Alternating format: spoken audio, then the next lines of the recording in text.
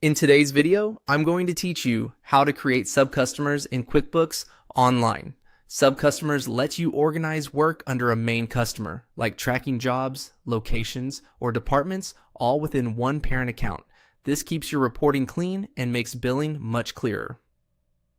Start in QuickBooks Online and head to the Get Things Done area. Move your mouse over all apps to expand the navigation, then hover over Customer Hub to reveal the options available there. From that menu, click Customers to open your customer list. This is the best place to create and manage both customers and sub-customers so everything stays organized. On the Customers page, select New Customer. A form opens where we'll enter the details for the sub-customer you're adding. Begin by typing the first name and then the last name. Accurate names help you search and report later, so match what your team recognizes internally. Next, add the customer's email. This is the address QuickBooks will use for invoices, estimates, and receipts, so double check for typos to avoid delivery issues. Enter the main phone number as well as the mobile number.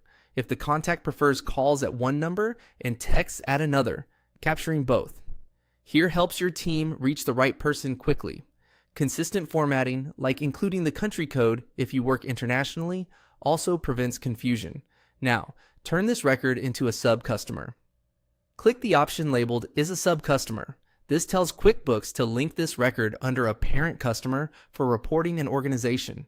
When that option is active, choose the parent customer from the drop-down list. Pick the main company, client, or umbrella account that this sub-customer belongs to. If the parent customer isn't in your list yet, you'll want to have that set up first so everything nests correctly. Selecting the right parent ensures your income and activity can roll up neatly at the parent level while still letting you look at the sub-customer's details on their own. Once those details look right, click Save.